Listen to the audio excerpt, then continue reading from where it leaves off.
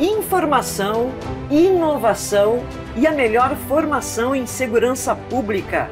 Conexão ESBM, um programa para você se conectar com os melhores especialistas e grandes personalidades. Acesse o canal no YouTube. Olá, você conhece a Organização das Nações Unidas?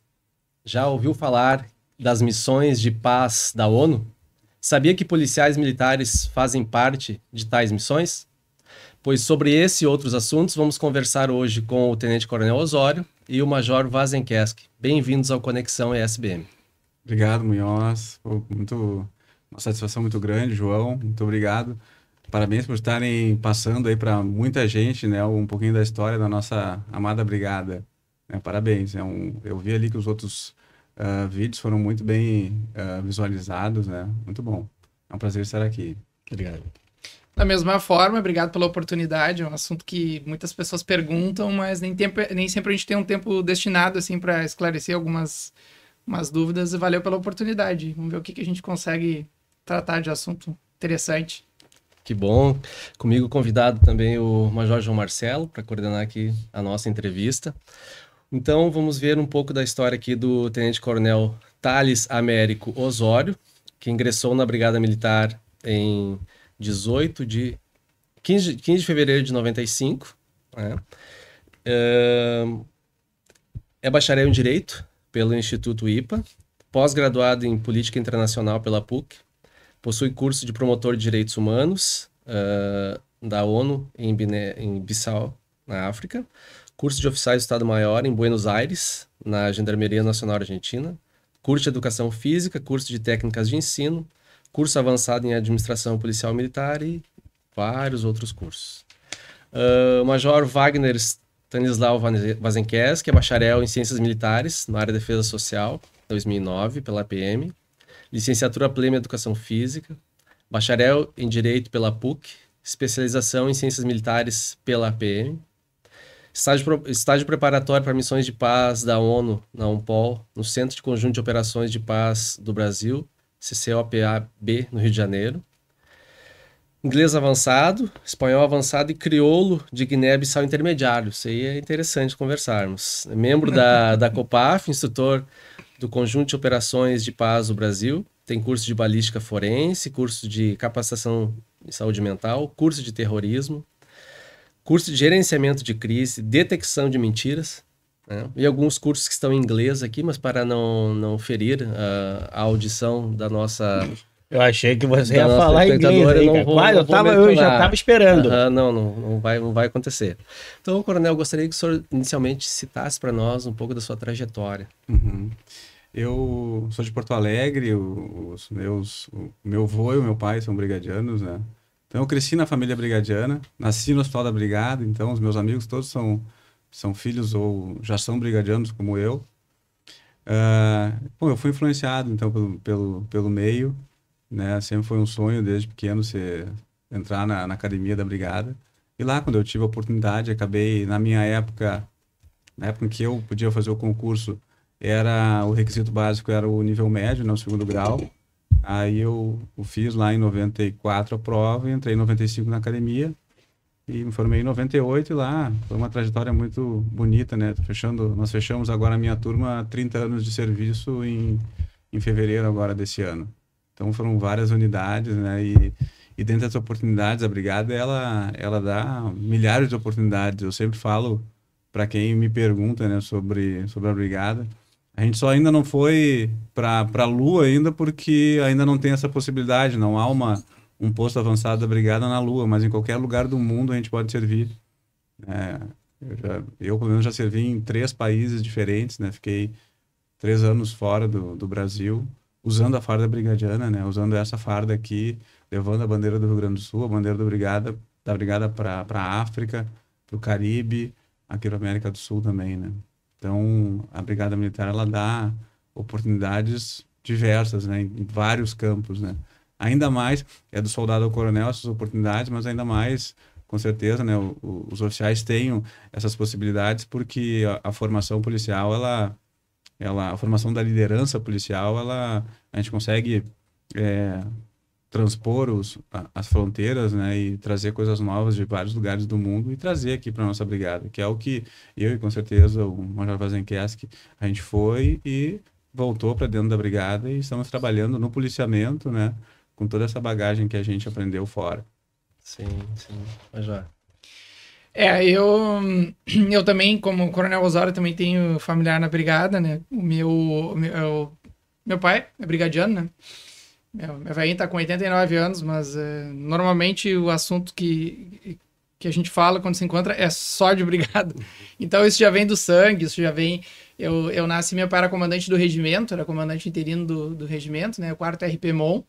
Então sempre tive identificação, sempre brinquei dentro de quartéis. Depois o pai foi pro 5º BPM Montenegro e lá, dos 4 aos 7 anos, eu também eu brincava no quartel. Praticamente era a única criança que ficava lá, então eu brincava com tudo que tinha dentro do quartel, todos os brinquedos perigosos ou não perigosos, estava eu inventando moda, incomodando, atrapalhando. Me lembro do pessoal pintando o cordão da calçada e eu caminhando com os pezinhos assim. E, enfim, coisas de criança dentro de quartel. Daí, então, não seria diferente, né? Fiz a faculdade de Direito para fazer o CSPM, fui para academia, fui colega do João. E então acabei seguindo os mesmos passos ali. Fui parar a minha primeira unidade foi o 3º BPM, né? Que meu pai também tinha sido comandante. Cheguei à primeira unidade, vi a foto ali na galeria dos ex-comandantes, né? Segui a mesma trajetória ali, fiquei 10 anos lá.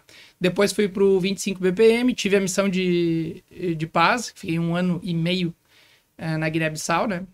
África Ocidental. Depois tive uma passagem pela Casa Militar, 9º BPM, e agora eu estou no CPC, chefe da 4ª seção, chefe da 4ª seção do CPC. Sim.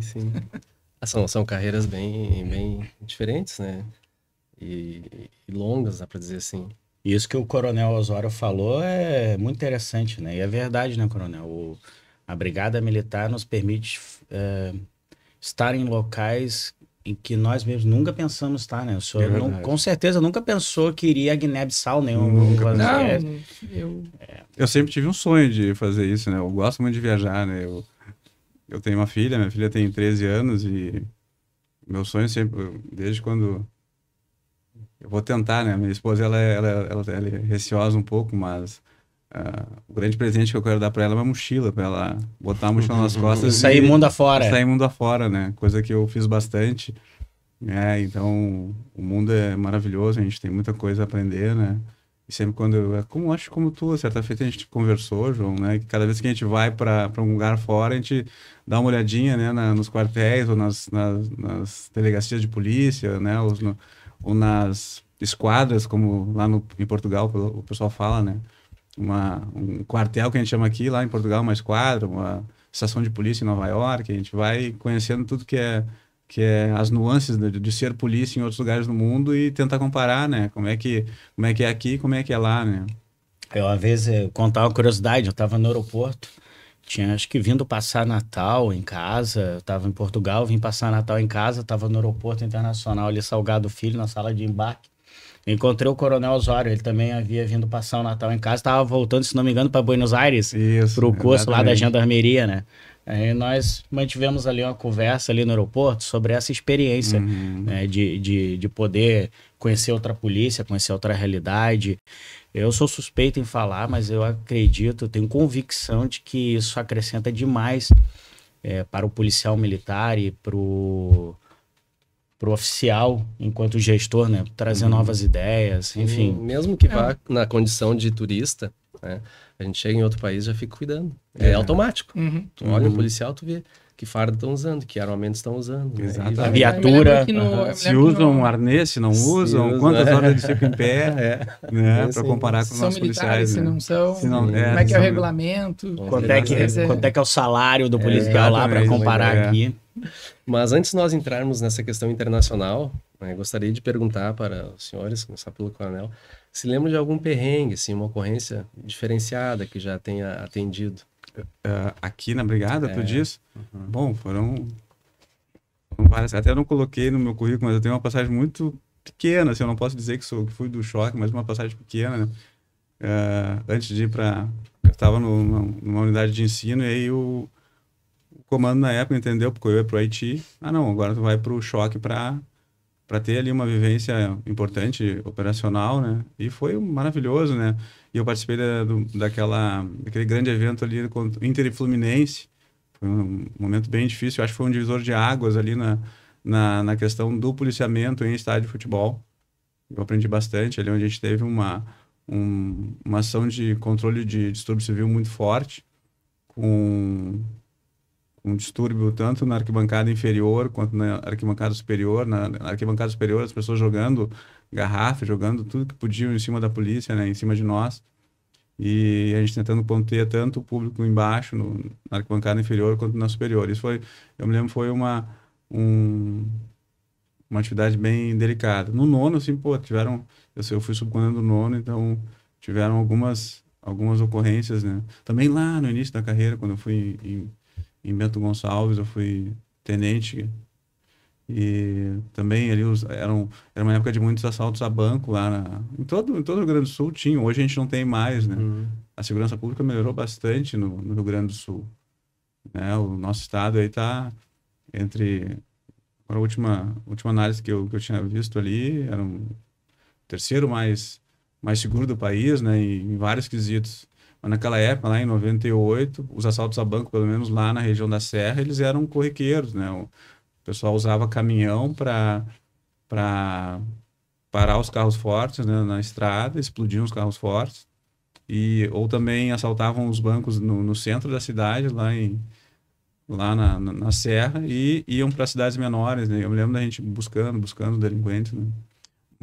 E nesse quesito ali, numa cidade pequena, ali perto de Veranópolis, 3 policiais só tinham na cidade, e foi assaltada a cidade do lado ali, e um policial, ele estava de férias. Isso é uma coisa corriqueira no interior, né? São poucos policiais, tem 3 policiais na cidade, 2 de serviço e um estava de férias. E o que estava de férias estava na cidade e descobriu que estava tendo uma ocorrência de assalto naquela cidade, e ele se pôs lá, ele foi trabalhar, né? Ele foi ajudar os policiais que estavam de serviço, e ele foi ferido pelos delinquentes, e ele restou paraplégico. Isso foi um pouco muito marcante para mim, assim, a devoção e a necessidade. Ele mesmo de férias, ele não precisava ter ido, né? Mas ele sabia que se ele tivesse de serviço e um outro colega de férias, o outro colega ia ajudar. Então, assim, era uma questão de honra, de moral elevada, assim, e extremo comprometimento com o serviço. Ele pegou e foi. E aí eu até tive que fazer a sindicância de acidente de serviço do colega, né? E nós ajudamos. Eu não era daquele município, mas a gente se ajuda, né? Quando tem uma ocorrência muito grande, a gente vai lá e se ajuda. E eu me lembro que os nossos policiais de Bento prenderam os delinquentes, né? Então, bom, tem várias ocorrências, mas essa me marcou muito. Logo no início, assim, né? Eu acho que eu tinha uns 6 meses de oficial, e me marcou, assim, a entrega daquele policial mesmo de férias, e ele tinha a esposa dele estava grávida, né? E eu fiquei muito tocado, assim, por essa abnegação e eu vestir a camiseta daquele policial, né? E eu respeito muito os nossos brigadianos, né? Porque são devotados. É um sacerdócio, né? Ser policial militar, quem não compreender que vai entrar para um sacerdócio, é isso, vai ter que ir na folga, nas férias, como foi agora, maio de 2024, os policiais militares trabalharam da forma que podiam, incansavelmente, né? Acredito que também lá na época, o POI do 20º também deve ter tido diversas ocorrências difíceis, né, coronel? Eu comandei o POI era POI, né, antes. Hoje é Força Tática, né? Era o Pelotão de Operações Especiais também. Tiveram algumas ocorrências delicadas, que hoje eu comando o batalhão, né? O batalhão está bem... Ele tem problemas ainda, assim, problemas de segurança pública, mas aquela época, lá em 2008, entrávamos de serviço e a gente tinha, 10 roubos de veículo por dia. Por dia no batalhão. Por vezes, a gente não sabia muito para qual bairro a gente ir, porque eram em todos os bairros do batalhão. Então, assim, 10 veículos por dia. Hoje, eu tenho em torno de 17 por mês no batalhão. Então, aquela comunidade está muito melhor assistida e muito mais, com uma tranquilidade pública muito maior do que em 2008, né? Cerca de quase 20 anos atrás, né? Então, melhorou muito a situação lá. E a gente... E me lembro, assim, né? Da gente prender muitos... Não digo muitos, né? Mas eu participei de algumas prisões de roubo de veículo, assim, que foram importantes, né? Para a gente tentar conseguir inibir, mas naquela época eram muitos. Hoje a gente consegue resolver com estratégia, colocar o policiamento no local que a gente entende que é importante, e a gente consegue, com certeza, diminuir os roubos. Ali na minha área, por exemplo, o bairro Itu-Sabará, a gente tinha um problema no mês passado de cerca de 3 roubos por semana, só no bairro Itu-Sabará. E a gente colocou policiamento em locais específicos, em horários específicos, e agora, no mês de maio, até agora a gente teve, lá era 4 por semana, a gente teve um só. Nós estamos no dia 13, né? Quase 15 dias, a gente teve só um roubo, que foi num horário que eles... diferente daquele que a gente organizou. Então, é apaixonante o nosso serviço, né? Todos nós sabemos que nós somos brigadianos, é apaixonante a gente conseguir entregar um serviço que melhora a qualidade de vida das pessoas. A gente vê o resultado para a população, nos dá uma satisfação enorme, né? Sim, olhar, ver que a população reconhece o nosso trabalho. E Major Pazenkesk, o que nos diz?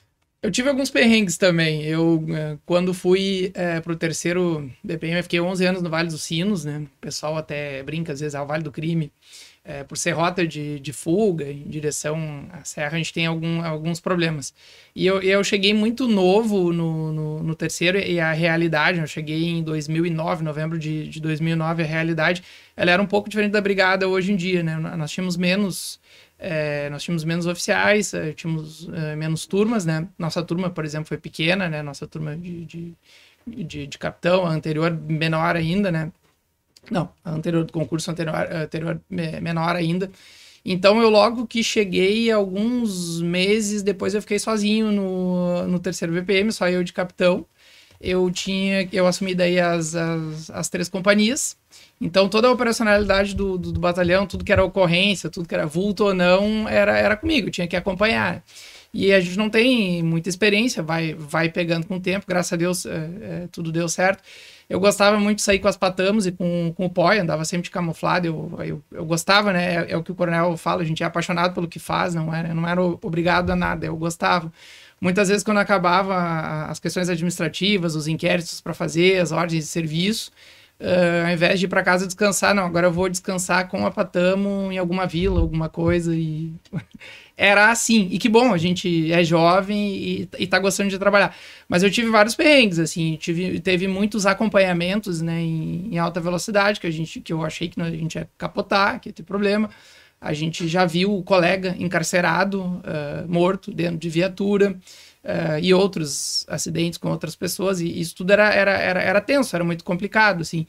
Eu tive ocorrência de tiroteio dentro de casa, de colega entrar para tentar prender o delinquente, e ali ele já esperou e começou o tiroteio, é o tudo ou nada, não quero ser preso, então eu vou até a última consequência. Lembro de uma cena, assim, de uma porta que era um quarto dentro de uma casa, numa vila, Vale dos Sinos, que era um quarto, a porta era de lençol, sabe? Então eu via o fogo, assim, e movimentando, aquilo era tiro, assim, e era do jogo, entendeu? Mas foi uma ocorrência, colega baleado, ficou internado, perdeu 4 centímetros do fêmur, né? Quase morreu. O que salvou foi o colete. Tivemos outras ocorrências, assim, eu me lembro com o POI também, de surto, e ter que entrar dentro da casa porque o cidadão ligou os 4 bicos do fogão de gás e começou a bater o isqueiro. Bom, vai explodir tudo no local confinado. E aí tem aquela coisa, usa taser, não usa taser, porque taser não se usa para local com gás, mas tá confinado, não tá, tem janela aberta, vai morrer, tá, então toma uma decisão. Entra, faz, o PM dá o disparo de taser, pega um dardo, o cidadão vem para cima com uma faca, com uma tramontina, tem que conter, e a gente era da defesa pessoal, então tem que fazer o que sabe, até tem uma pequena cicatriz da pontinha da faca daquele dia, contém o cidadão, aí depois do disparo da taser, encosta a taser, morre a bateria da taser, ou seja, vídeo cacetados, assim, né? Mas foi uma ocorrência super tensa, no fim, tudo resolvido. Mas sim, tive vários perrengues, teve quando muito, muito novo, acho que era a minha segunda semana que eu era oficial, eu me lembro de uma vila, um beco vertical, que a gente foi fazer uma incursão, com o Mapatamo e outros apoios, e no momento que a gente entrou, olha a chuva, né, o código do delinquente, apaga a luz, não, era tiro, eu não sabia, não tinha pai, não tinha mãe, não tinha colega, não tinha tenente, não tinha capitão, era eu e o escuro. E, enfim, o pessoal já conhecia toda a trajetória, por onde entrava, por onde saía e para mim era tudo muito novo, né? Então eu me lembro, assim, de situações tensas, né? De outras situações da gente ver local de crime e ver mãe chegando no local e é o filho dela que às vezes delinquente, às vezes não, mas é mãe, e vendo a gente se deparar com isso. Mas por alguma razão Deus nos coloca como atores naquela situação para fazer o que sabe e prestar esse serviço. Sim, são situações limites, né? Mas, meus amigos, Organização das Nações Unidas. Vamos explicar para o nosso público o que vem a ser. Qual a estrutura? Como funciona? Maravilha. O embrião das Nações Unidas, ele se deu ali logo depois da Primeira Guerra Mundial, né? Os países vencedores ali, dentre eles os Estados Unidos, né, se organizaram e tentaram organizar uma reunião de países que disseram, pô, não, vamos tentar não repetir o que aconteceu lá na Primeira Guerra Mundial, né? Até o presidente dos Estados Unidos, o Woodrow Wilson, ele que foi o grande mentor do processo, ele fez até os 14 pontos de Wilson, né? Que eram ali, pô, a gente tem que tentar harmonizar os ambientes antes de dar um grande estopim de uma guerra, né?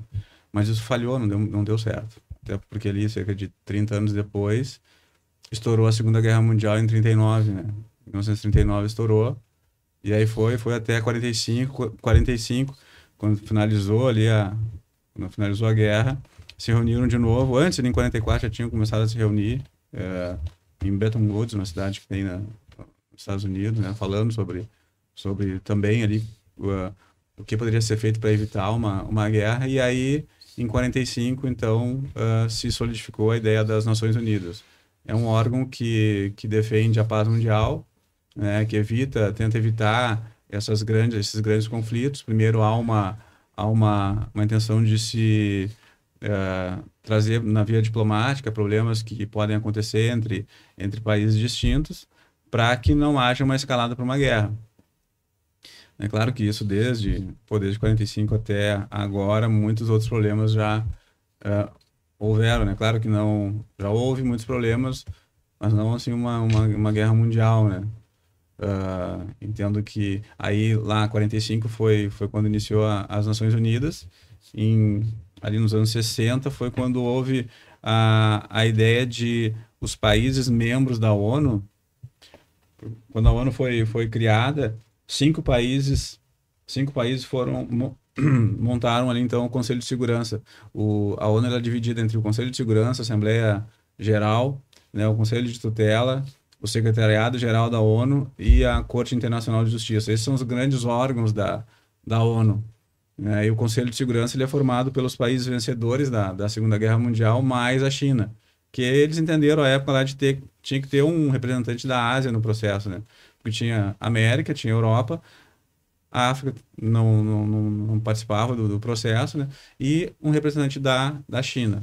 Até a China, no início, ele era só Taiwan, né? Porque a China era, na época lá, 49, ele por aí foi comunista, então só só a China capitalista fazia parte do Conselho de Segurança, né? Bom, hoje então tem 5 países, são os que os Estados Unidos, Inglaterra, França, Rússia e a China fazem parte do Conselho de Segurança.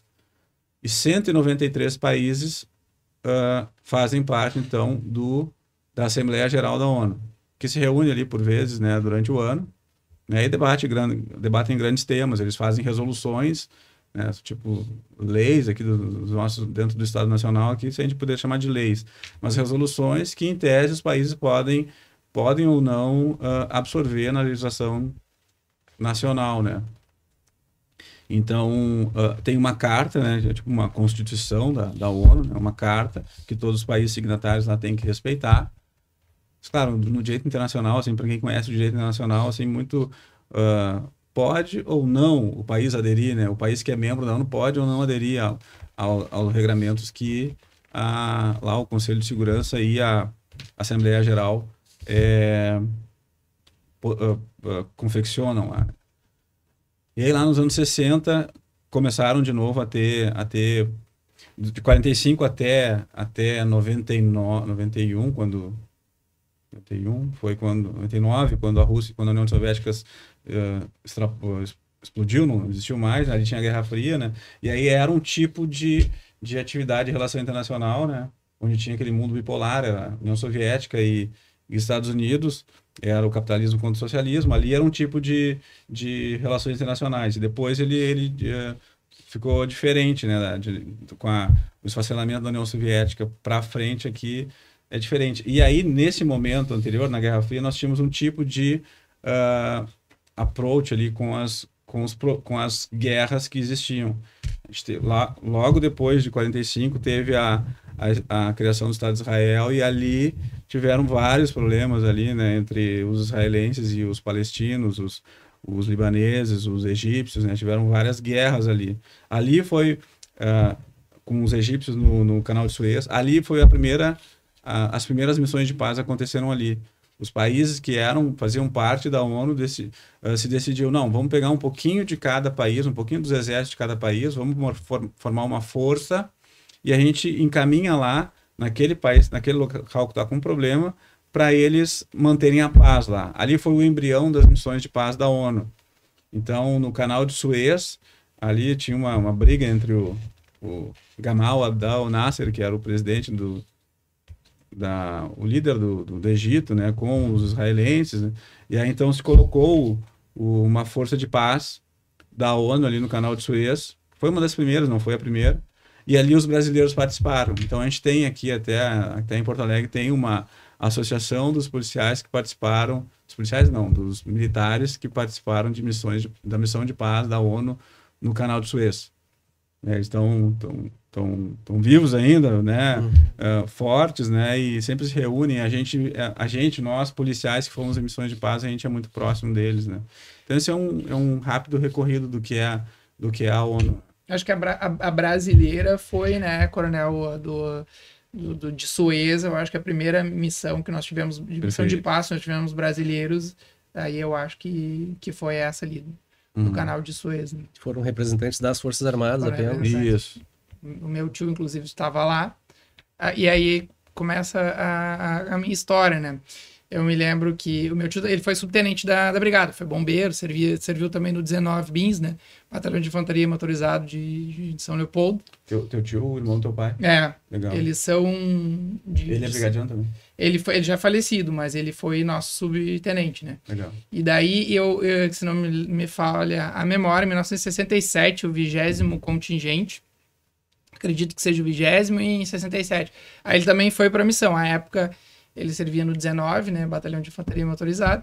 E eu me lembro que quando adolescente, assim, a gente via aquele adesivo, assim, aqui mora um Boina Azul, e falava, eles ganharam o Prêmio Nobel da Paz, né? Devido à dificuldade, eram as primeiras missões, e como a gente falou, né? A brasileira mesmo, que tivemos brasileiros, foi ali a primeira. Então, devido à dificuldade, não existia e-mail, não existia telefone celular, WhatsApp, e eles estavam lá operando, tiveram a Guerra dos 6 Dias e tudo, eles estavam operando. Então, eles eles foram reconhecidos, né, o contingente como Prêmio Nobel da Paz.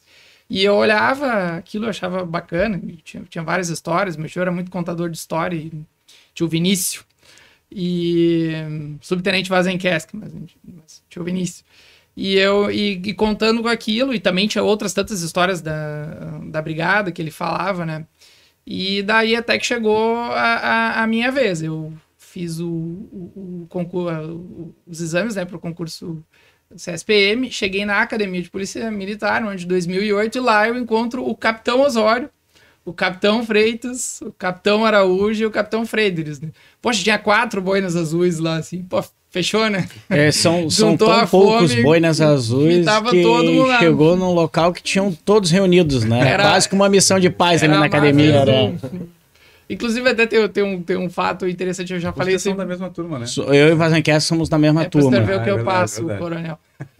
Eu até tenho uma coisa interessante ali, os ex-presidentes da SACFO, tá todo mundo ali, tem alguns dos boinas azuis. Ou ali. seja, o caminho para chegar na missão de Também. paz da ONU é ser presidente da SAC. Também, também.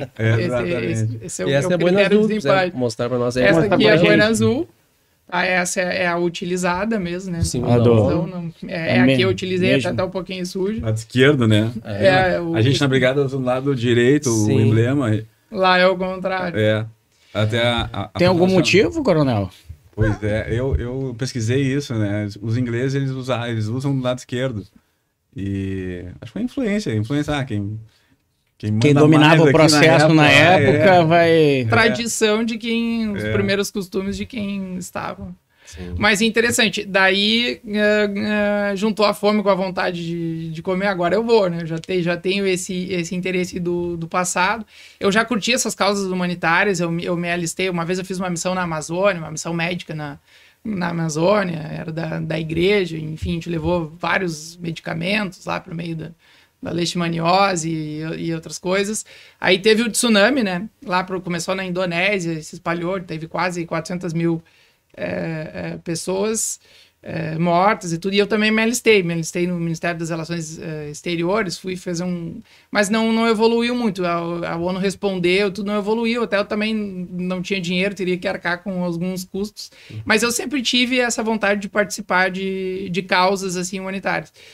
Aí até que um dia, eu acho que isso era 2013, 2014, o Capitão Osório, ele era o comandante da ESEF, né?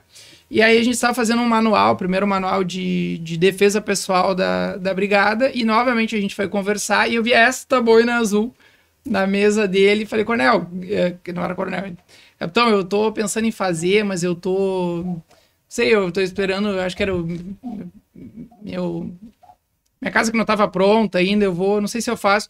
E aí o Capitão Osório falou assim, não, faz e fica pronto. Depois tu decide se tu vai ou não, tem 24 meses a prova. Cria um problema, depois pensa na solução. Depois Esse é o negócio. E eu não ia fazer, coronel, eu ia pensar, isso deixa para depois. Talvez hoje a história fosse diferente, eu não teria tido a oportunidade. Eu fui lá e fiz a prova. E como é que funciona para ingressar essa prova? Como é que é? Hoje em dia funciona assim. A gente tem a IGPM, né? Tem o COTER, Comando de Operações Terrestres do Exército. A IGPM manda para O que é IGPM? Para quem está no... Inspetoria Geral das Polícias Militares, né? Do Exército Brasileiro, que tem essa inspeção por nós, por sermos força auxiliar, né? Por sermos reserva das Forças Armadas do Exército, por ser a tropa terrestre, nós sermos uma tropa terrestre, a gente tem esse... Então a gente está ligado à Inspetoria Geral de Polícias, que está dentro do COTER. Só para quem está nos assistindo ali conseguir compreender, visualizar bem. Exatamente. Então, esses editais, eles vêm para as PMs, né? Diferentemente do Exército, da Marinha e da Força Aérea, que indica contingentes, prepara, nas PMs nós temos uma seleção, tem uma prova de seleção, chama-se a prova do SAAT, né? Mas esses editais vêm para as PMs, para os seus comandos gerais, que passam, Estado-Maior, que passa para os comandos regionais e chega nos batalhões. Então a gente se submete, na minha época antes fazia a prova. Uma vez aprovado, ia para o Secopab, né? Centro Conjunto de Operações de Paz do Brasil, e faz o EPMP, Estágio Preparatório para Missões de Paz. Na minha época a gente fazia a prova antes, para então se preparar, ter a formação militar, conhecimento da ONU, sobrevivência, enfim, todo uma gama Quanto tempo demora o curso? O curso lá são 3 semanas. Agora, antes ainda tem 2 semanas de inglês, de preparação do inglês. Antes? Antes. Mas o curso específico para o desdobramento são 3 semanas. Então, na minha época, antes a gente fazia a prova, chegava lá e, uma vez aprovado, passava para entrevista no país onde tu estavas designado. Era uma entrevista que demorava uns 50 minutos, te perdiam conhecimentos específicos. Uma entrevista por telefone? Por telefone. Normalmente, sotaque, 3, 4, 5 sotaques diferentes. Imagina, um indiano ligando para pessoa aqui no Brasil, olha, é bem isso. Você foi selecionado, você vai vir aqui para Arábia Saudita, e conhece tudo? Não, 105, 110% das vezes a gente tinha certeza que estava reprovado, e depois via que, não, só te atrapalhou um pouquinho ali, mas sim, a gente vai te chamar. Aquilo ali já era uma frustração, né? Porque depois de uma longa caminhada, tem que ser aceito, né? O comando tem que te aceitar também, né? Pra gente, o comando entende, não é momento de sair um policial militar, um oficial daqui, ou praça também pode fazer, não existe postos, né? Isso é interessante falar. Hoje, então, o soldado ao coronel pode fazer. Do soldado ao coronel tem pode que ter participar. 2 anos de formado. Ele acabou o curso na academia, tanto o curso de soldado quanto o curso de oficial. Ele acabou, ele tem que ter 2 anos na carreira e aí ele pode fazer. Mas hoje o que tem acontecido é o seguinte, saem os editais, os comandos autorizam ou não, faz o curso e depois faz a prova. Inverteu. Então antes fazia a prova, Exato. Ia para o Secopab. Agora vai para o curso no Secopab e depois faz a prova. Depois faz a prova, né? Quando a gente fala curso no Secopab é um centro, né? Centro Conjunto de Operações de Paz do Brasil. Ele tem vários cursos, vários estágios, né? A gente está falando aqui do EPMP, Estágio Preparatório para Missões de Paz. Prepara-se e daí também se entendeu que é uma forma de chegar na prova e ter mais um pouco de conhecimento, treino do inglês. E para quem está nos assistindo, Vazen, o curso é todo em inglês. O curso é todo em inglês. Então não adianta, se não falar inglês é melhor nem se inscrever, né, coronel? Vai te atrapalhar bastante. Ou seja, ele é intenso. Vamos intensificar aí na Brigada Militar aí. O pessoal tem que buscar esse conhecimento para quem quiser, né? E é importante. Mas hoje já tem bastante gente entrando já, né? Já. Ferramenta, né? Nós falávamos isso em outro episódio aí que a gente... O Capitão Osório foi nosso coronel, à época, Capitão, foi nosso instrutor de inglês. Instrutor de inglês na academia. Eu lembro que o coronel Osório chegava lá, era o Capitão Osório, chegava com, na época, o Poi usava um macacão parecido com o do presídio. Isso aí. O senhor saía da 41 e ia de manhã dar aula de inglês lá na academia para os alunos oficiais, isso aí, né? Muito legal. Outros tempos, Outros né, coronel? momentos, Outros momentos. E estando numa missão, como os senhores foram, lá existe algum treinamento? Ou o treinamento é antes e vai só pro trabalho? Como é que foi? O coronel Osório foi diferente, né? O senhor fez a prova e já estava pronto para a missão. Como é que foi o senhor assim? Eu gosto muito de história, né? Então, assim, a gente... Não sei se pode ser... A gente pode desviar um pouquinho, mas... lá do início da criação da ONU até 99... 89, quando acabou o capitalismo, né? Desculpa, o socialismo lá na União Soviética e o Muro de Berlim caiu, as missões de paz elas eram para resolver problemas entre países. Então lá eu tinha um problema com Israel e o Líbano, eu botava uma tropa de boinas azuis no meio deles para eles não brigarem. Era assim, grosso modo. Tinha um problema entre os egípcios e os israelenses, botava uma tropa no meio, e chamava de uma buffer zone, uma zona neutra. Né? Então assim, ali eles não brigavam. Depois, porque ali era... grosso modo, né? Lá na Guerra da Coreia, né? Botava entre Coreia do Sul e Coreia do Norte uma zona de militares lá, e aí era o socialismo contra o capitalismo, né? Bom, esse problema, essas questões, elas não ocorreram mais depois da queda do Muro de Berlim, e aí que entram os policiais. Porque aí o tipo de guerra que começou a existir no mundo era uma guerra civil, era dentro de um país. Então era uma convulsão social. Uma convulsão social. E aí, para a convulsão social, não eram os exércitos que tinham que resolver o problema, era a polícia. Aí as polícias começaram a participar. Então, os primeiros policiais nossos brasileiros, os brigadianos que foram lá nos anos 90, em El Salvador, né, na Nicarágua. Eles foram lá para resolver problemas dos terroristas lá dentro de El Salvador, dentro da Nicarágua. Né? Eram problemas muito daquela sociedade ali, convulsão social, como tu falou, né? Então, tinha tudo a ver com serviço de polícia, não eram exércitos guerreando. Não eram mais conflitos entre países. Exatamente, era um conflito interno. E aí, aí começou então os brigadianos, os policiais como um todo participarem. né? Então, o Rosencast estava falando a questão do COTER, da IGPM, né? Quem vai nas missões de paz são os policiais que usam uniforme. E no Brasil, quem usa uniforme são as polícias militares. Por isso que elas vão para as missões de paz. Quem representa o Brasil, polícia, a polícia que representa o Brasil em missões de paz é a polícia militar no Brasil, porque eles são os uniformados, são os fardados. Nós somos os fardados.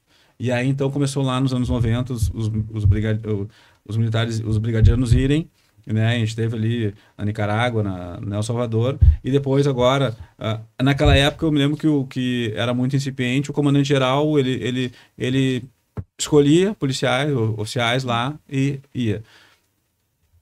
Nos anos 2000, e quem coordenava isso, a conexão entre a ONU e o Brasil, ele era ONU, Ministério das Relações Exteriores, e aí, bom, quem é que tem a conexão com a Polícia Militar? É o Exército. Dentro do Exército, no organograma do Exército, tem o comando do Exército, e uma dos ramos é o Comando de Operações Terrestres dentro do Exército, que é o COTER. Dentro do COTER existe a Inspetoria Geral de Polícias Militares, que foi criada lá nos anos 60, que ela lá nos anos 60 e 70, tinha uma conexão mais forte com as polícias militares. Hoje ela não tem o seu papel, mas ela não é um papel assim, de protagonismo. Mas para a questão, essa conexão Polícia Militar com a ONU é feita pela IGPM, pela IGPM. E isso foi se aperfeiçoando, porque lá nos anos 90, muitos policiais chegavam lá no país, lá não falavam uma palavra da língua do país. E aí, às vezes, tinham até que voltar, porque não conseguiam interagir.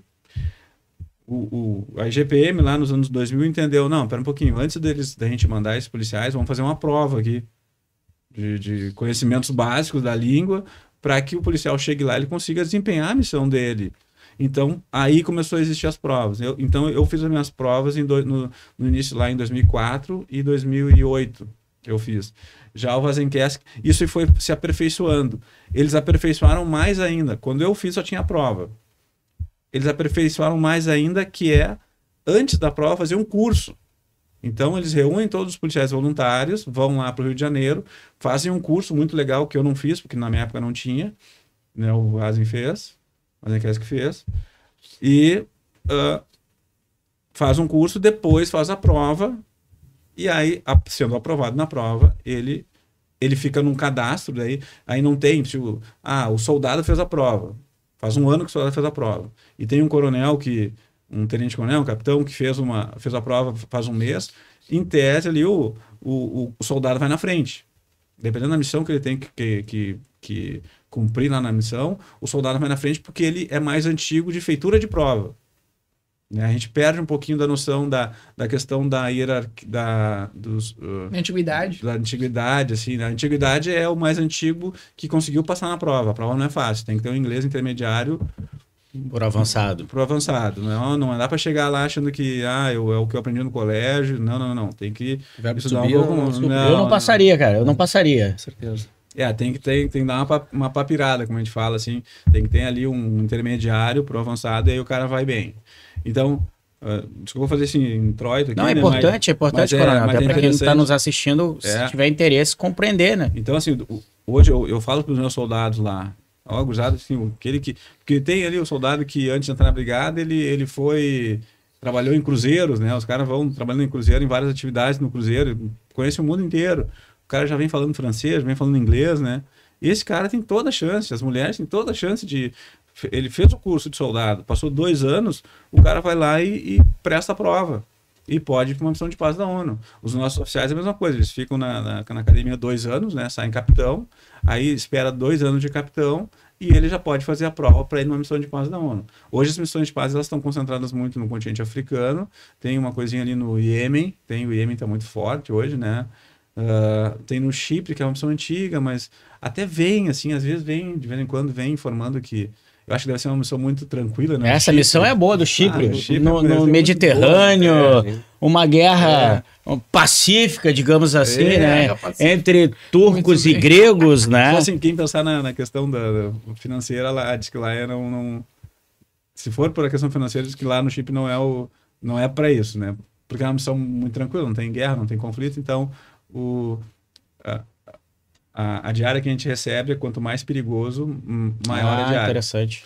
Creio eu, né, que pode ser que nós tenhamos alguma coisa na Ucrânia daqui a um tempo, né? No futuro, talvez ali na Israel, alguma coisa, né? Com a faixa de Gaza ali. Pode ser. Entendo eu não. Uma regra específica é que um policial, um militar, ele não pode ir numa missão de paz num país que faça fronteira com o seu. Por exemplo, na Colômbia teve problemas e teve até alguns policiais de outros lugares do mundo que foram participar de um escritório na Colômbia. Mas só que nós não podemos ir porque nós fazemos fronteira com a Colômbia. Agora, se fosse no Equador, daria, né? Porque a gente não faz fronteira com o Equador. Então, assim, a gente não pode ir no Paraguai, não pode ir nas Guianas, né? Então, isso é lá um cara da CIA não pode ir no Israel, né? É interessante essa divisão, né? Para evitar... Desculpa. Não, onde que os senhores serviram? Como é que foi? O senhor participou de duas missões. No Haiti? No Haiti e na Guiné-Bissau. Eu na Guiné-Bissau. Muito diferente, Tive coronel? 1 ano, 6 meses, 1 semana e 1 manhã. E como é que foi a experiência lá ainda? A experiência foi fantástica. Não é fácil fazer. Existe muita especulação de quem fala sobre missão de paz, principalmente a policial militar, do policial. Nós temos um contingente muito maior do exército, as pessoas ficam 6 meses, nós temos os bravates, e aí as pessoas têm uma noção de lá. Mas falando aqui sobre missão de policial militar, tá? Que é a nossa realidade, que a gente foi. Não é tanto assim pelo processo seletivo, que não é muito... Não é um absurdo, mas também não é tão simplesinho assim, tem que se preparar para passar pelo certame. Mas não é uma missão fácil. A gente antes tinha de 6 meses... já faz um tempo, passou a ser de no mínimo 1 ano. E o que acontece? Número 1, essa coisa que se entende, que a remuneração é que nem em outros locais, tipo as Forças Armadas, é diferente. Não é um local que tu vai para voltar com rios de dinheiro, como muitas pessoas comentam, porque tu tem que pagar a tua alimentação lá, tu não recebe, tem que pagar a tua estadia lá. Tu não tem isso.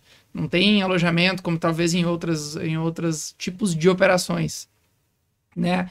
Fica um ano longe da família. Os locais, normalmente, eles são muito complicados, eles são muito diferentes da tua cultura. Poxa, eu ficava a 42, 43, 40, 38 graus todo dia, alimentação diferente, condições de higiene diferente. Mas vai dizer que é ruim? Não, para quem tem vocação para isso, para quem aspira estar lá, vestir um capacete azul, é fantástico conhecer outras pessoas, outras formas de atuação.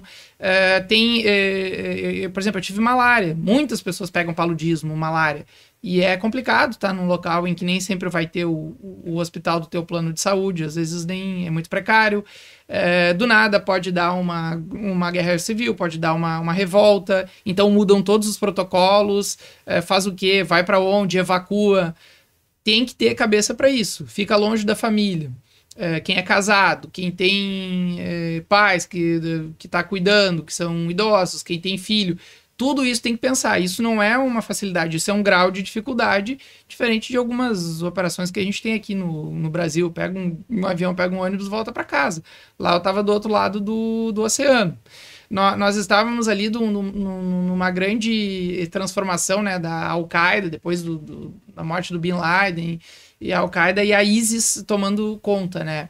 Então, pelo que eu lembro, assim, eram 179 boinas azuis, eles morreram nas imediações, ali Mali, né, mais para o lado direito da África, nesse contexto de ONU, de boinas azuis e terrorismo.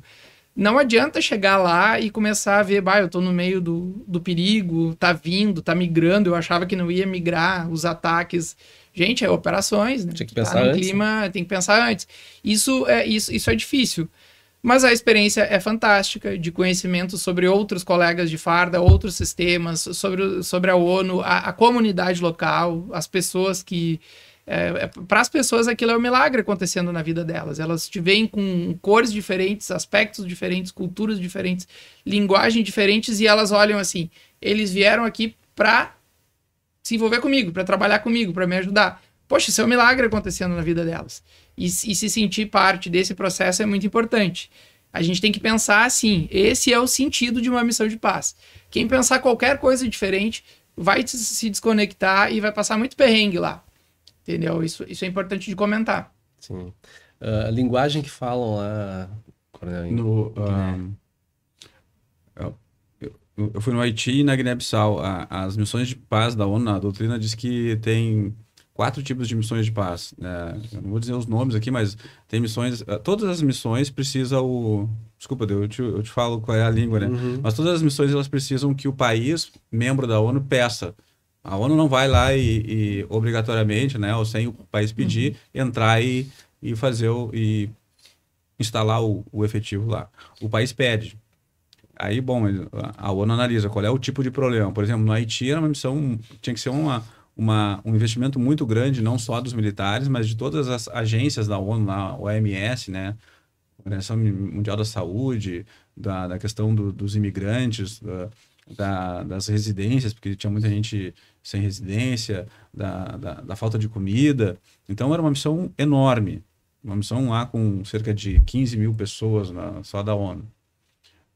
Tinham 8 mil militares e 600, era uma média de 600 policiais. Lá no Haiti, como o Haiti ele foi colonizado pela França, as pessoas que foram para o colégio lá no Haiti falam francês. Quem não foi no colégio, que é uma grande maioria, fala o crioulo, né? Que é uma mistura é um francês, né, quebrado. Mas eles têm uma influência muito grande dos Estados Unidos. Então, os Estados Unidos lá a gente vai falar de história também, né, da doutrina Monroe, né, do América para os americanos. Toda a América Latina era um quintal dos Estados Unidos. Tem muita gente fala inglês lá, e tem muito haitiano que mora nos Estados Unidos, né, e manda dinheiro dos Estados Unidos para o Haiti. Então era uma missão meio a meio, falava inglês e francês, né, e era muito legal, assim, porque eu tive chefe do Canadá que falava inglês e francês, aí depois quase toda a missão o meu chefe era francês, era um comissário em nível de general da Polícia Nacional da França. Então a gente falava francês nas nossas reuniões todos os dias, né? E lá na Guiné-Bissau foi um país colonizado por Portugal. Então, assim, se perguntar para mim qual era a missão mais desafiadora, mais legal que eu tive, a Guiné-Bissau foi maravilhosa, foi legal, mas o Haiti é muito mais desafiador. Eu ficava meses sem falar em português. Lá eu saía do quartel lá no Haiti, ia no mercado, eu falava em francês com o pessoal, né?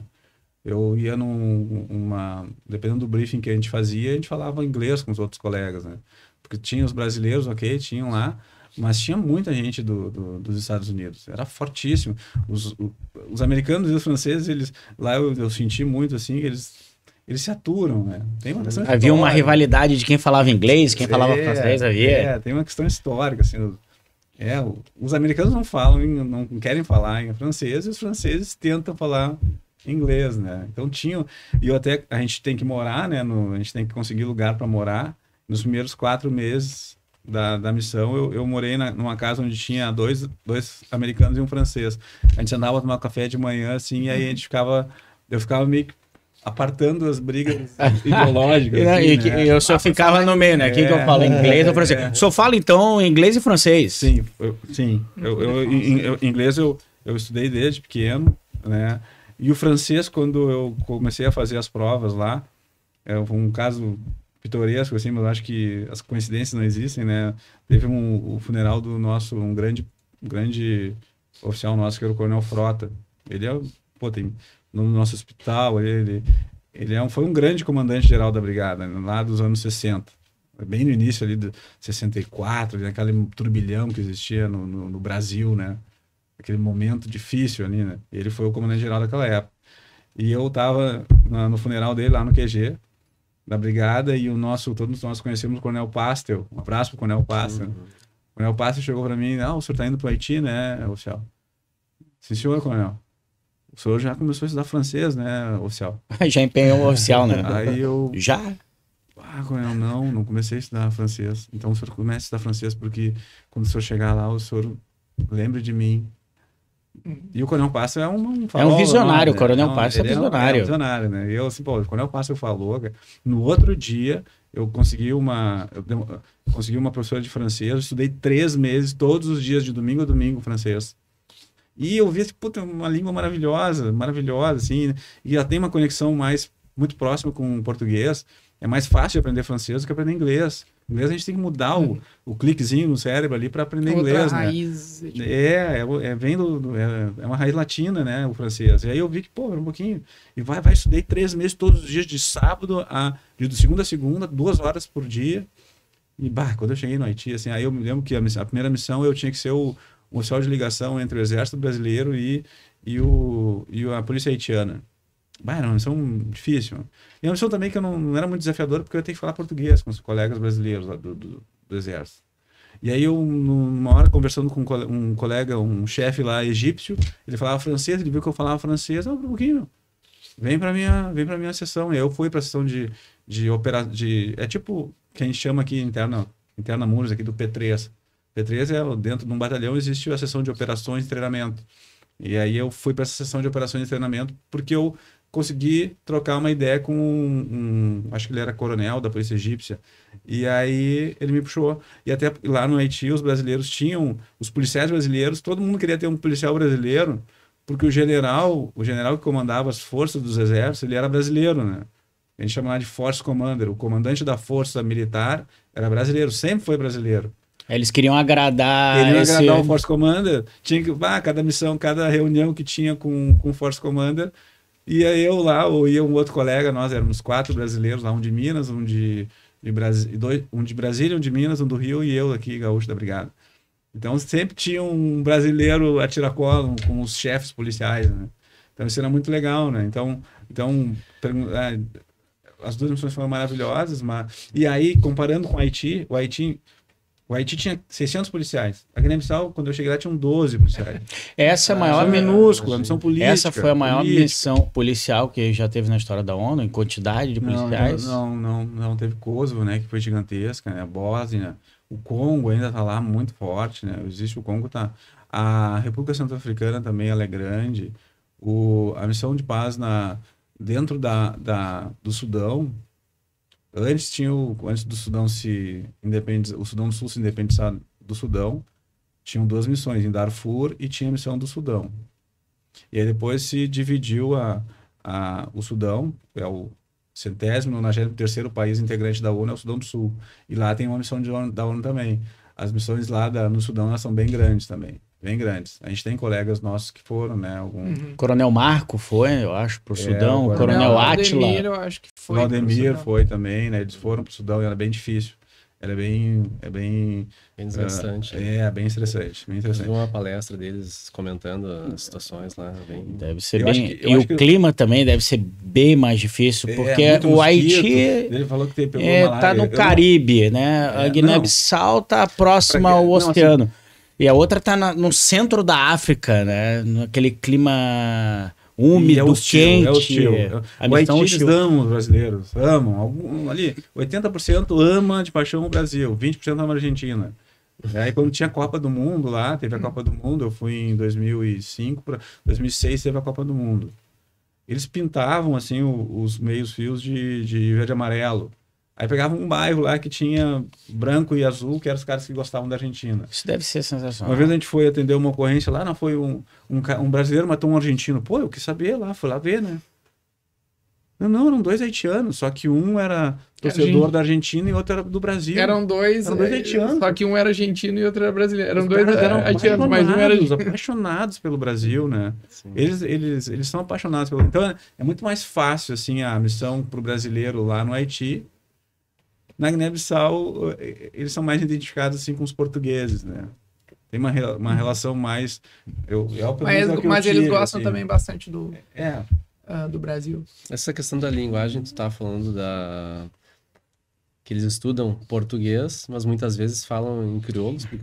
A Guiné-Bissau, ela tem uma característica bem dividida, assim. Se a gente tá falando da capital, Bissau... Aí a gente tem pessoas que se alfabetizaram, que estudaram normalmente por ser colonização portuguesa desde 74, a independência, né? Aí eles vão estudar o português. Mas até entre eles não falam português, eles falam crioulo.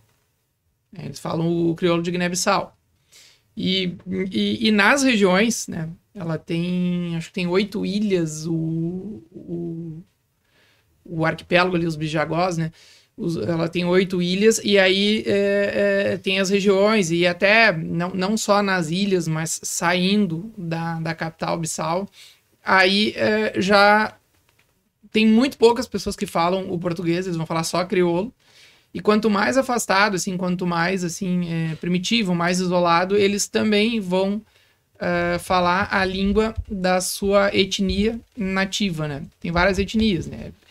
Bijagós, Fula, Balanta, Papel, Manjaco, eles têm Mandinga, eles têm então nesses locais a gente tem um isolamento quase que total, assim, eles não sabem o que é hospital, médico, eles não falam. Eu tenho fotos ali que eu mandei de eu tirando uma selfie assim com um gurizinho. Ele nunca tinha visto aquilo, ele acha que ele tá dentro ele aponta assim, do tipo, olha, eu tô ali, assim. Então, é muito, muito humilde, assim, né? Pedi pro Rafael colocar umas fotos pra nós, Rafael. Vê que é interessante, né? O Coronel Osório falou mandinga, né? Uma palavra de Guiné-Bissau introduzido no vocabulário nosso aqui, do português, aqui falado no Brasil. Então a gente começa a perceber lá na prática a influência africana agindo diretamente na cultura brasileira, né? Isso é sensacional. Isso não tem preço, né? Mané é um nome normal lá. Um monte de gente tem é um sobrenome. Mané. E a gente fala Mané aqui, né? Sim, tem o Mané Garrincha, né? Mané Garrincha, bem conhecido. Carimbo, né? Carimbó, os Mandinga. Mandinga é uma etnia fortíssima, não só na Guiné-Bissau, mas toda aquela região da África Ocidental. Né? Essa foto, desculpa interromper. O senhor tá aonde aqui? Aí é o bairro Militar. O bairro Militar é na capital Bissau. A Guiné-Bissau, a capital é Bissau. Bissau tem 8 milhões de habitantes, a Guiné-Bissau tem 8 milhões, tinha na época, né? Isso aí foi em 2011. E Bissau tem em torno de umas 500 mil pessoas, o tamanho de Caxias do Sul aqui, né? E o bairro Militar é o bairro mais perigoso da cidade de Bissau. E a ONU decidiu, então, fazer uma esquadra de polícia lá. Aí era o dia do primeiro tijolo ali colocado pedra fundamental. Pedra fundamental. Em inglês é groundbreaking ceremony, né? É quando o cara quebra ali o primeiro tijolo nesse local. E aí então se criou uma estação de polícia muito bonita aí, né? E aí a gurizada, né? Quando via então a bandeira do Brasil, adorava, né? Eu acho que está escrito ali Brasil, não é? Não. Acredito que seja aquilo ali que está na camiseta. Próxima... Sim. Isso aí já no Haiti, isso aí foi em 2005, a gente estava saindo para uma patrulha num dos bairros lá. Até essas viaturas, essa primeira viatura de trás ela era blindada e a outra da frente lá não era. O que a gente fazia era, a gente botava o colete balístico nas portas, né? Uma parte para fora e uma parte para dentro, para ter ali pelo menos a porcelana, né? Que pega fuzil.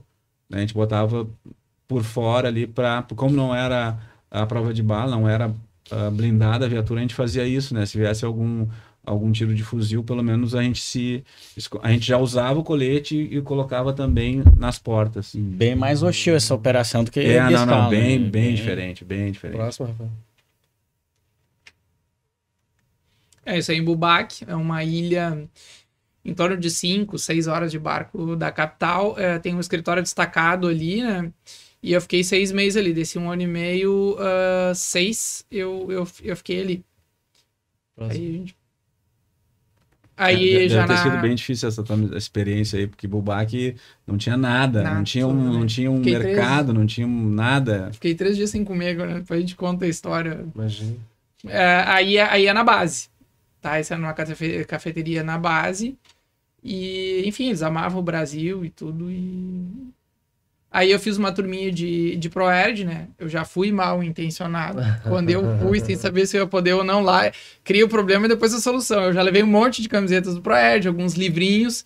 E olha, se der, e daí a gente conseguiu Então fazer podemos dizer que a Brigada Militar já fez uma turma de ProErd Na África. abroad aí, né? Aí no exterior, né? Muito legal. É isso, né? Isso aí, o retorno... Dizia Gandalf em Senhor dos Anéis, né? Nem todas as lágrimas são motivo de tristeza, né? Quando se despedir do Frodo. Eu acho a foto mais bonita que eu tenho, sempre quando eu voltei para casa. A minha esposa me recebendo. Tem outras fotos da família. Aí, o pessoal, essa é a galera do ProErd, do terceiro BVM, ProErd. Recebendo na volta. Isso foi na volta, foi em agosto de 2017, quando eu retornei. Eu sou egresso do movimento CLJ. E levei a camiseta. Isso aí já era na ilha, né? Uma solidão. Ela tá pendurada num galho de uma árvore ali, fazendo aquelas pra secar. Quase isso, né? Quase isso. Eu ficava, era um guinense, um espanhol e eu. Nós tínhamos que fazer tráfico humano, tráfico naval. Combater, né? Fazer investigação. Não fazer, não. É uma das nossas atividades, não, tô brincando. Mas era essa investigação que a gente tinha que fazer nesse escritório destacado. E quando um tirava férias, enfim, o cara ficava sozinho lá, segue os protocolos. Ficava contemplando a natureza. Tinha alguns recados, assim, cuidado com picadas de animais peçonhentos, cuidado com a malária, cuidado com a saúde mental devido ao isolamento. Ali eu vi, eu vou pirar. Teve um dia que eu botei no Facebook, Wilson, eu tava desesperado. Aqui a gurizada, turminha de ProErd, né? A gente não tinha cadernos e coisas, então a gente escrevia às vezes no chão. Fazia aula ao ar livre. Na capital, daí eu consegui ir pra escola, também tem umas fotos ali que a escola, vocês vão ver o que é uma sala de aula. Habilidades. Aí já na capital, uma turma, um colégio, que era um colégio bom, né? E então a gente também foi fazer umas atividades, sempre envolvendo o DARE, né? O ProErd, como em inglês, né? Drug Abuse Resistance Education. O colégio a gente levou...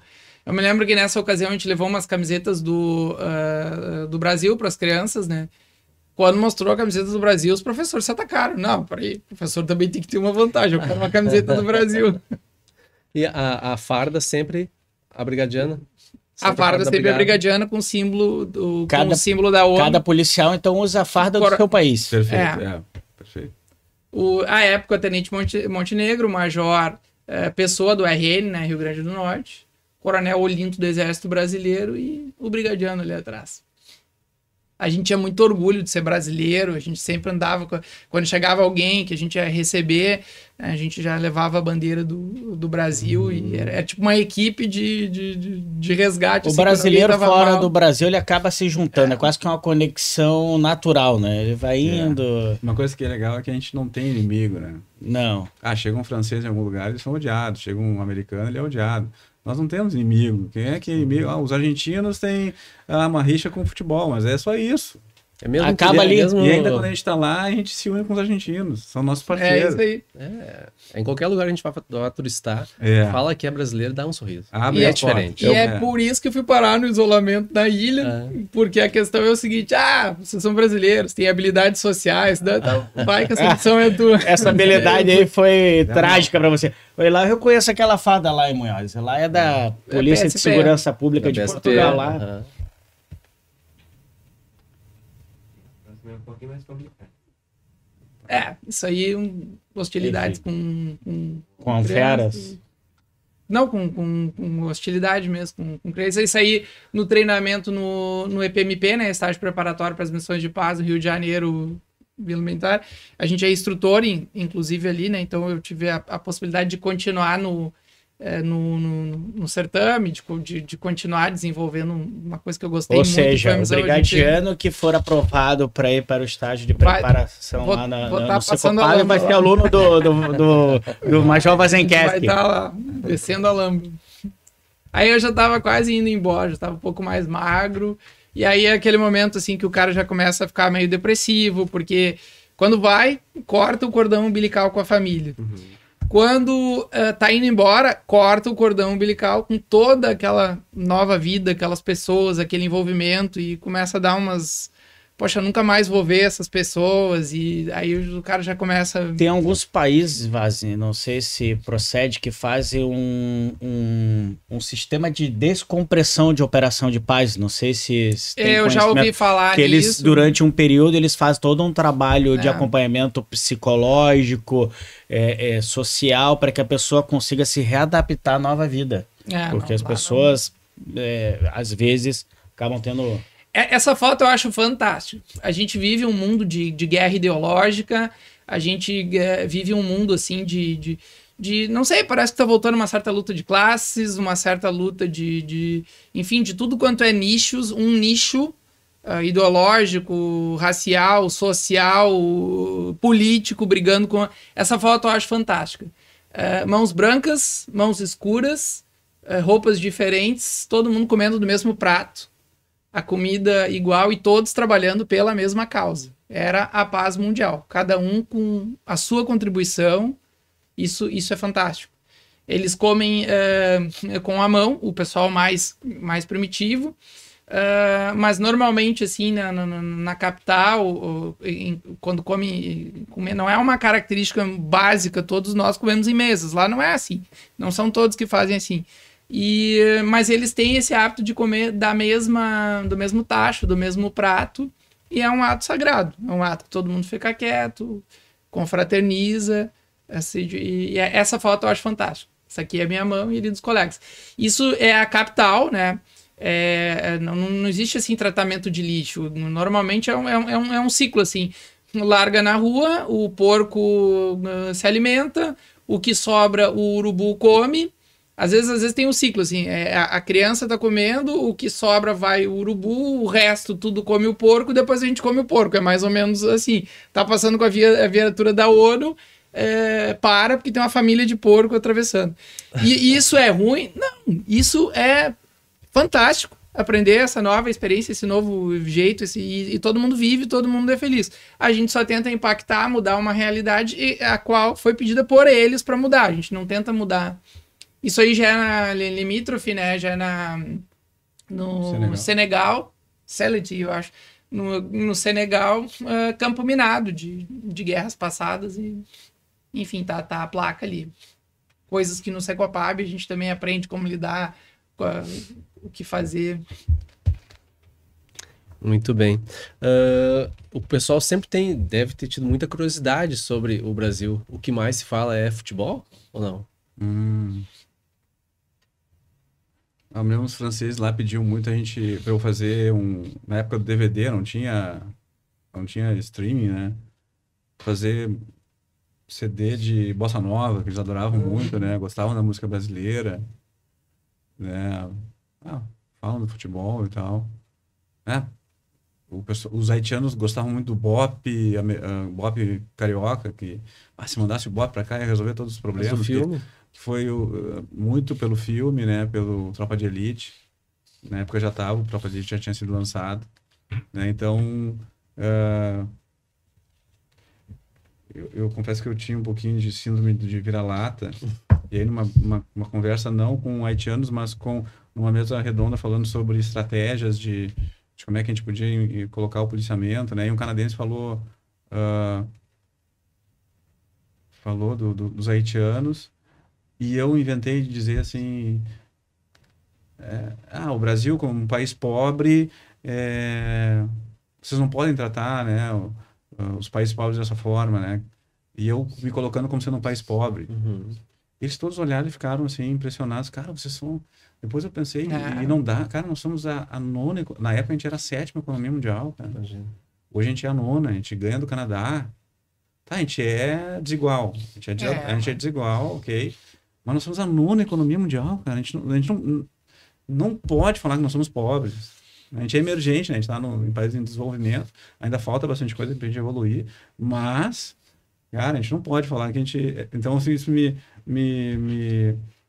a pergunta que tu falou, né? O que eles acham do Brasil? Não,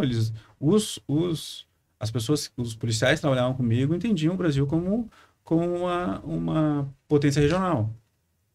Os sul-americanos que estavam com a gente lá, eles pediam bênção para tudo, o que o Brasil achava, para depois eles se posicionarem.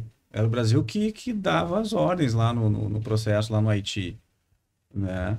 Então eu comecei a me posicionar de uma forma diferente depois daquele baque que eu tive, assim, das pessoas, o que as pessoas viam do Brasil, os policiais, o que os policiais de outros lugares do mundo, pô, os canadenses, os russos, os egípcios, o que eles acham?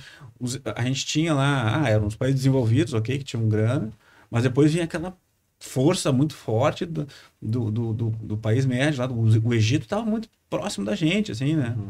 Pô, os brasileiros, os egípcios, eles eram... E também a gente era muito bem quisto na missão no Haiti.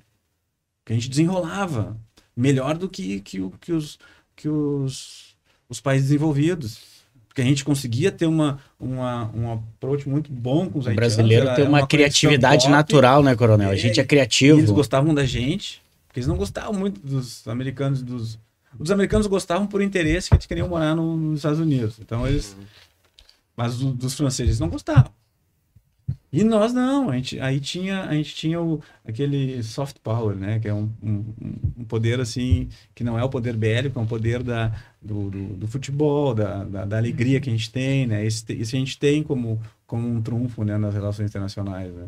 Então, assim que no meu pensar, eles viam. Na Guiné-Bissau, uma vez eu fui na embaixada lá do Brasil e um grupo bissau-guineense passou o tempo todo tocando Martinho da Vila. A música brasileira na Guiné-Bissau é idolatrada. Martinho da Vila, todo esse pessoal do samba é idolatrado na Guiné-Bissau. E isso deve ser muito legal de ver, né, Coronel? Maravilhoso. Deve ser muito ver quanto a gente é amado por pessoas que sequer pisar em solo brasileiro e tem uma admiração enorme pra gente. A gente às vezes não sabe quanto... Tem essa brincadeira agora também, né? Que a gente diz que alguns brasileiros estão dizendo que Portugal é a Guiana brasileira, né? Tem essa brincadeira, né? E eu me lembro que lá tinham até portugueses dizendo, né, que os portugueses na época pediram empréstimos para o Brasil. Teve momentos lá em 2011 que o Brasil estava com uma atividade econômica bem mais pujante, né? E a gente estava bem melhor do que a gente está hoje, né? Então, foi bem na época que a capa do Economist aparece o Cristo Redentor voando na capa do The Economist, né? A gente estava muito bem, né? O Brasil estava no alto nível, né? E era a Copa do Mundo também lá em 2010, né? E a gente sacaneava muito com os portugueses, né? Que eles sabiam jogar futebol no PlayStation, né? Quem sabia jogar era nós, né? E a gente...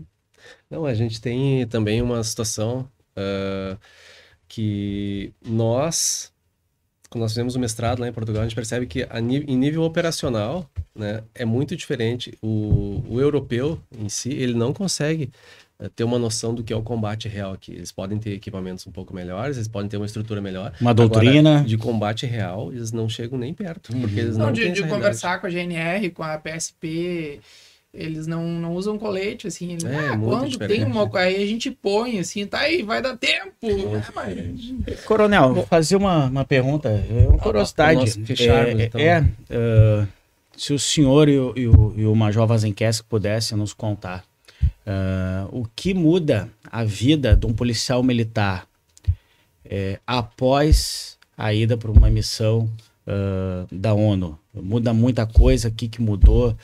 O senhor deixou de fazer coisas que o senhor fazia antes e não faz mais porque mudou a convicção do senhor ou passou a fazer alguma coisa assim, se os senhores pudessem nos contar aí para quem está nos assistindo. Bom, porque eu falei bastante, né? Não, tranquilo, cara. Não, mudou demais. Foi uma vida antes de missão de paz e uma vida depois, né? A gente aqui no Brasil, a gente usa água potável no nosso vaso sanitário. A gente usa água potável para lavar roupa. Sabe, uma coisa que eu voltei aqui, nossa, como a gente é abundante, as nossas frutas, a nossa comida, o nosso povo. O Brasil é maravilhoso, maravilhoso. A gente só tem orgulho do Brasil, né? Porque a gente chegar lá, tanto no Haiti quanto na Guiné-Bissau, não tem luz elétrica. Quem tem luz elétrica sei lá, é 10% da população que consegue ter gerador. Bateu 19 horas, Não tem luz, desliga, pô. liga Vai dar uma corrida na rua, é uma escuridão, cara. Eu gosto de fazer exercício, né? Então, assim, era uma dificuldade muito grande, assim, da gente conseguir. E aí, então, ou sair simples caminhada na rua, lá na Guiné-Bissau, tu já, pô, mosquito furioso, né? Então, assim, lá o mosquito, ele te dá malária cerebral, né?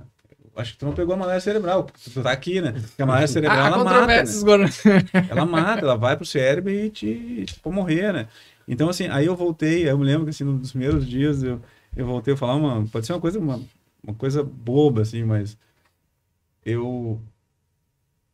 para eu baixar a descarga, porque né, pô, a gente usa água potável para descarga.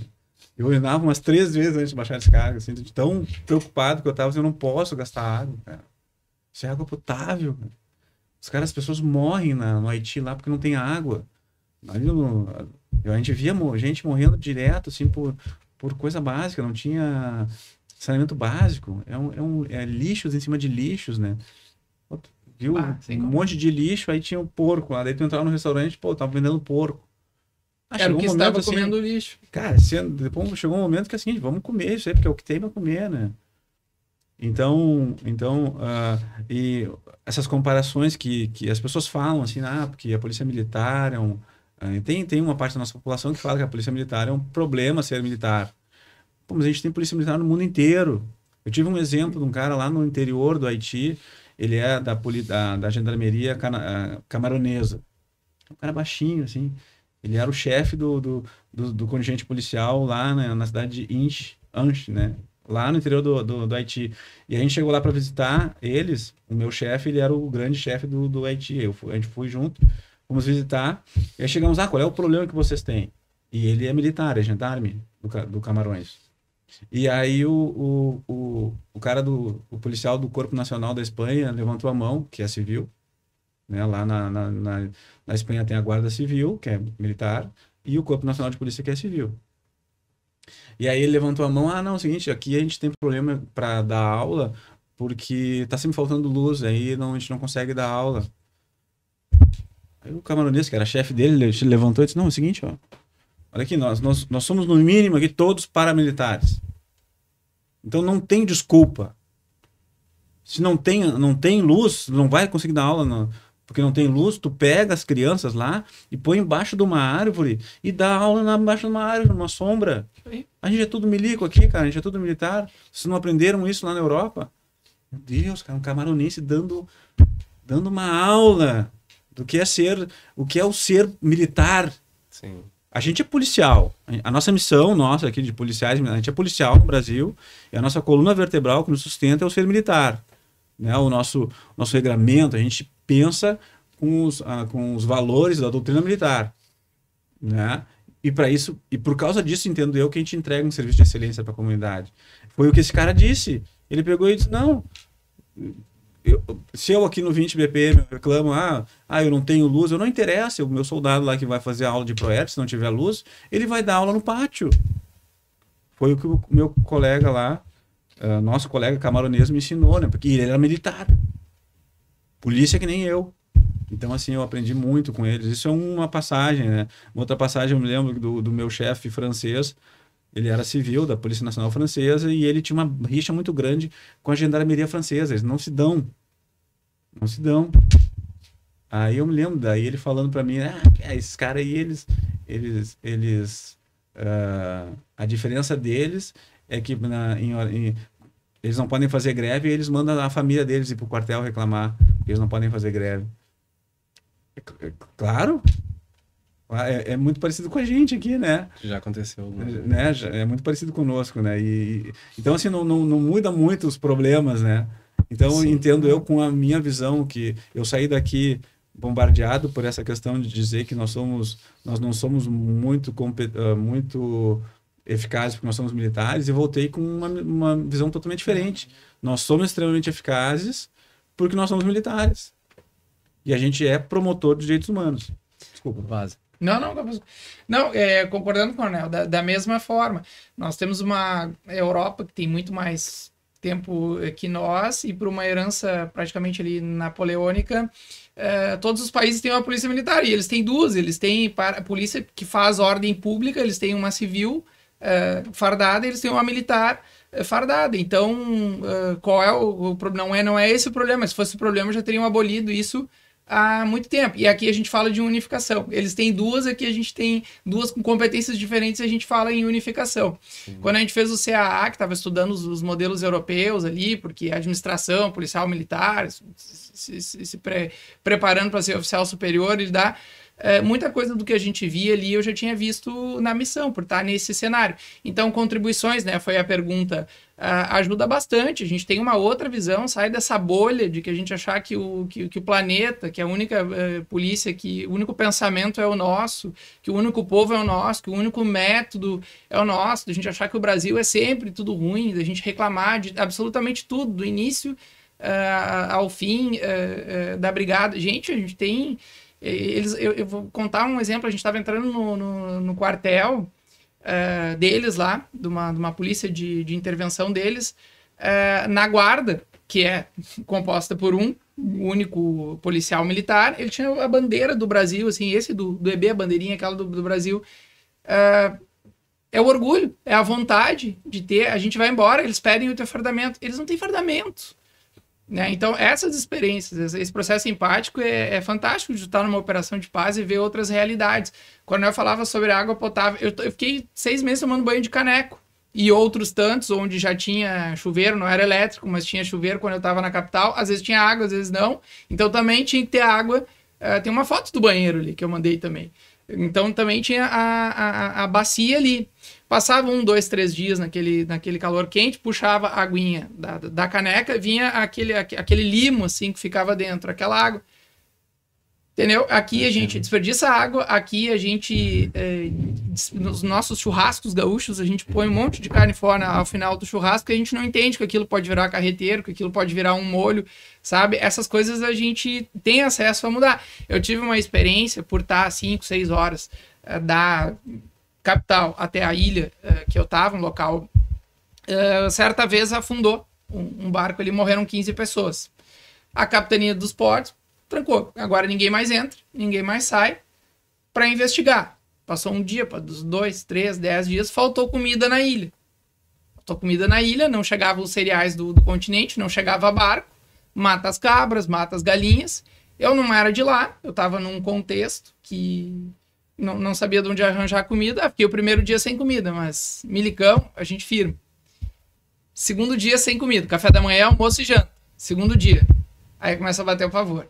No terceiro dia, aquilo começa a dar uma úlcera, aquilo começa a queimar. Então a gente deita, um ácido clorídrico sobe, né, no esôfago, começa a queimar, levanta, desce, deita e fica naquele vai e vem. Passou a madrugada toda sem dormir, a pessoa tá mal alimentada, tá exausta, e aí a cabeça vai trabalhando. E aí eu pude ter a oportunidade, já que era essa pergunta, falando sobre contribuições, eu tive a oportunidade de saber o que era ter dinheiro no bolso e passar fome. Quando eu cheguei lá, eu sempre fui meio metido a rústico, eu como o que tem, me divirto com isso, não tem problema. Eu olhei assim, né, depois de ler os protocolos para ficar no isolamento na ilha, eu olhei assim, tá, tinha um lugar ali muito, muito, muito humilde, limpavam os peixes ali, então tinha um cheiro de putrefação. Eu pensei, eu sou bem rústico, mas aqui eu acho que eu não vou comer, porque eu também tenho que pensar na minha saúde, não adianta eu criar um problema para mim se eu vim aqui para ajudar, eu tenho que trabalhar. Então aqui não é para mim. Quando eu fiquei 3 dias sem comer, eu rezava para aquilo ali tivesse aberto. E foi ali que eu comi. Foi ali que uma tiazinha me deu um pedaço de pão, um pedaço de peixe ali, porque ela disse, o rapaz vai morrer. E eu me lembro que eu comi aquilo e eu deixei um pedaço daquele pão cair no chão e veio um cusco. Eu já contei essa história pra ti, né, João? Veio um cusco assim, se avançou no pão. Eu, num ato reflexo, mão no cachorro, mão no pão, e disse, tu pode comer lixo, meu irmão, eu gosto muito de bicho, mas eu não posso comer, então desculpa, eu vou competir contigo por um pedaço de pão. Então é uma coisa que eu falo no podcast, eu vou falar pros meus netos, eu disputei um pedaço de pão com um cachorro. Meus amigos, o papo tá bom, os senhores teriam muitas histórias para contar, daqui a pouco nós fazemos uma parte 2, né, Eu na acho nossa que tem conversa. assunto para uma Tem parte assunto, 2. tem Tem. assunto. Faltou bastante coisa. E então gostaria de agradecer a presença de vocês, a disponibilidade, né? A gente sabe das agendas, o senhor comandando o 20, o senhor lá no CPC. E deixar o nosso muito obrigado, deixar o microfone aberto para suas palavras finais. Pô, a gente que agradece aqui, parabéns pelo trabalho. Eu acho que é um momento de divulgar o trabalho da Brigada. Para aqueles que pensam, né, em entrar na Brigada, a Brigada é maravilhosa, é uma instituição que a gente se apaixona. Aqueles que almejam já gostam antes de entrar, e aqueles que entram querendo saber, curiosos, né, se apaixonam pela atividade. A nossa atividade é ajudar, a gente trabalha, a gente se farda para ajudar o próximo. Então, é muito bom ser brigadiano, né? Venham, aqueles que têm dúvida, venham, que vão ser muito felizes na Brigada. Uhum. Obrigado pela oportunidade, né? O pessoal me encontra aí pelas redes sociais e volta e meia tem alguém perguntando dicas aí, eu tô sempre à disposição para dar os caminhos aqui para quem tiver interesse e no fim ter a possibilidade que a gente teve. Agradeço mais uma vez aí a ISBM, ao nosso amigo aí, o Cristiano Munhoz, o Coronel Osório, pela disponibilidade de vir aqui conversar conosco, o Major Vazenques, que fico aí à disposição para próximos episódios. Acho que esse aqui é um episódio que podemos repetir falando sobre Missão da Paz na ONU, porque é muito palatável o assunto, todo mundo gosta e é muito interessante, né? Sim. Muito obrigado a todos. Agradecemos a atenção, a sua audiência e nos vemos em um próximo episódio. Até breve.